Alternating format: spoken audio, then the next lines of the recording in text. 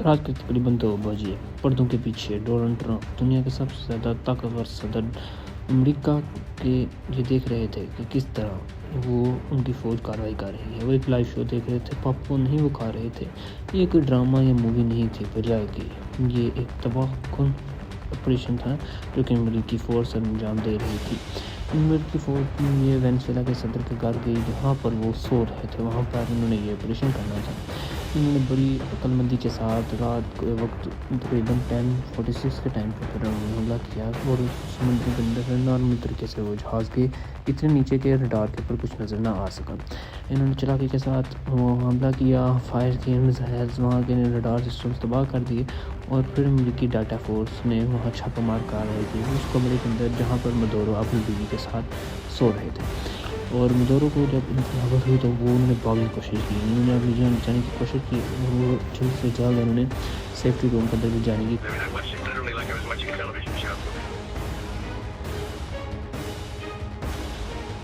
یہ آپ نے سنا، یہ امریکی صدر کہہ رہے تھے کہ یہ اس طرح ہی تھا جیسے کہ میں ایک مووی دیکھ رہا ہوں یا ایک میں شو دیکھ رہا ہوں۔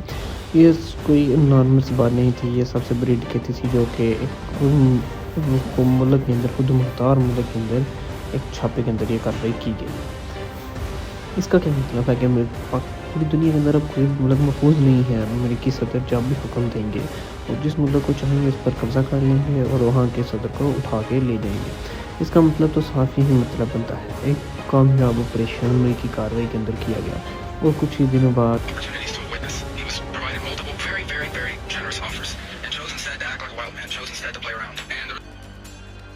یہ مذکور لوگ جو تھے ان کے سیکرٹری ڈونلڈ ٹرمپ کے ڈیفینس سیکٹر کے اندر ان کا کافی ہاتھ ہے، وہ یہ کہہ رہے تھے کہ ان کو کافی زیادہ چانسز دیے گئے تھے لیکن انہیں اگنور کیا گیا اور مدورو کو کہا گیا کہ اپنے ملک سے یہاں سے چلا جائے، لیکن مدورو نے ساری آفت کو ٹھکرایا۔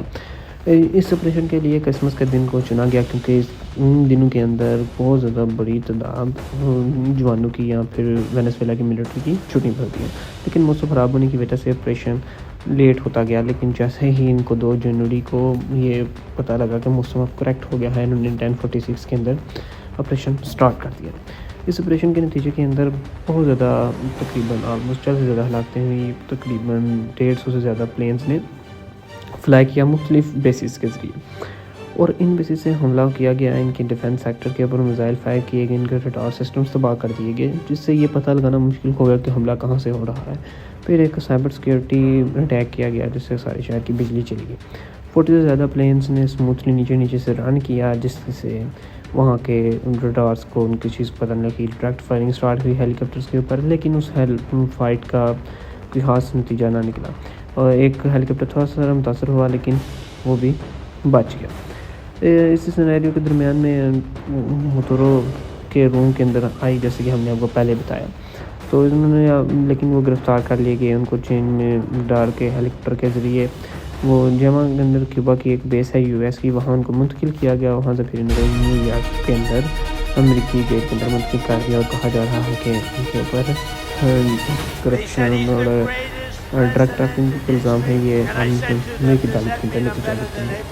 لیکن بہت زیادہ ٹرمپ میگا سپورٹرز نے کہا کہ ڈیموکریسی کی وجہ سے کیا جا رہا ہے، ہیومن رائٹس کی وجہ سے ہے، ٹرمپ نے کہا کہ ڈرگ ٹریفکنگ کی وجہ سے کیا جا رہا ہے، لیکن اصل بات دوستو آئل ہے، تیل کے سب سے بڑے ذخائر، سب سے بڑی بات آئل کی وجہ ہے۔ جیسے کہ آپ نے پیچھے سنا، یہ گراف دیکھیں، دنیا کے اندر سب سے زیادہ کروڈ آئل یہاں پر ہے وینزویلا کے اندر، ٹھیک ہے، سب سے زیادہ کروڈ آئل، اور انہی آئل ریزروز کے پیچھے امریکہ پڑا ہوا، اور امریکی صدر نے بارہا اپنے بیانات کے اندر کہا ہے کہ ہم تیل دیں گے، ان کمپنیوں کی وجہ سے انہوں نے ہمارا تیل چوری کیا، کیونکہ امریکی کمپنیاں پہلے وہاں کرتی تھی۔ 1922 کے اندر یہ آئل ڈسکور ہوا، 1929 کے اندر وہاں پہ آئل ڈرلنگ سٹارٹ ہو گئی اور وینزویلا دنیا کا دوسرا سب سے بڑا آئل پروڈیوس کرنے والا کنٹری بن گیا۔ اسی جو یہاں کا آئل ہے، اس سے ڈیزل وغیرہ زیادہ بنتا ہے بجائے وینزویلا کا جو آئل ہے، لیکن امریکہ بھی تیل پروڈیوس کرتا ہے، اس کے پاس بھی 62 ملین بیرلز آئل ہے، لیکن اس کا تیل زیادہ تر پٹرول بنانے کے اندر کام آتا ہے، پٹرول اور ڈیزل اس کا جیٹ وغیرہ میں یوز ہوتا ہے جو کہ امریکہ کو چاہیے۔ ان میں امریکہ کی PDVSA اس طرح کی بہت زیادہ کمپنیاں، ایکسل وہاں گئی، ایکسل، اور انہوں نے وہاں کاروبار شروع کیا، لیکن اور یہاں تک کہ ان کے ایک صدر نے، امریکہ کے صدر نے یہ بھی کہہ دیا کہ 1999 تک کہ وینزویلا ہمارا سب سے بڑا بیسٹ فرینڈ ہے، لیکن 2000 میں یہاں پر چارلس مڈو کی حکومت آئی اس نے ان کو کمپنی کو نیشنلائز کر لیا.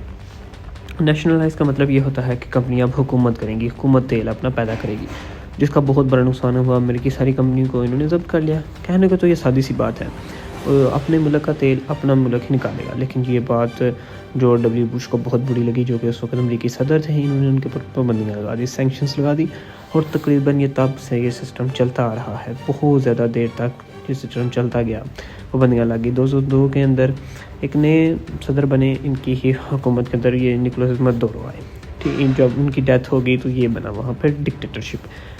یہاں کافی بہت زیادہ دیر سے یہاں ڈکٹیٹرشپ ہی چلتی آ رہی ہے مائی فرینڈس, جن کو آپ کو جاننا ضروری ہے. 2005 کے اندر 2013 کے اندر بہت زیادہ پابندیاں ان پہ لگی. جب 2013 کے اندر Nicolas Maduro food grade power میں آ گیا تو وہاں سے پھر انہوں نے ان سب کمپنی کو پھر سے پرائیویٹائزیشن کی جانب بڑھانے کے بجائے الٹا ان پہ اور اسٹرکٹ کنٹرول کرنا شروع کر دیا. امریکی کمپنی کو نکال دیا. پہلے یہ بہت زیادہ کوٹا تھا, لیکن اب صرف 0.5% تک ہی کوڑ نکلتا ہے 1 ملین, جیسے کہ آپ گراف میں دیکھ رہے ہیں. ویسے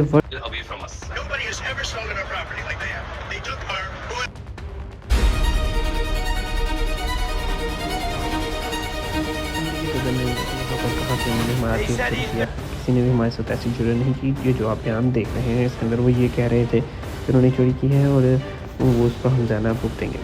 اب امریکہ صدر کا یہ بھی بیان ہے کہ وہ یہاں اس طرح بادشاہ ہوتا ہے, انہوں نے وہ سسٹم سٹارٹ کیا ہوا ہے.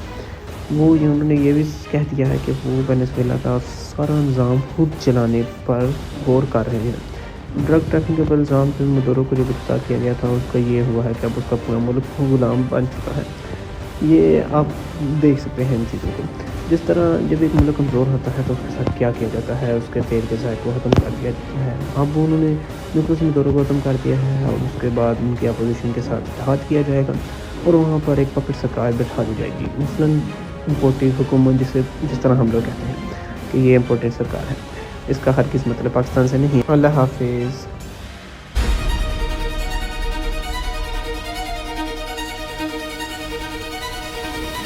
They said he's the greatest president in history. And I said to them, does that mean I'm better than Abraham Lincoln and George Bush? Yes, sir, you're better than both of them.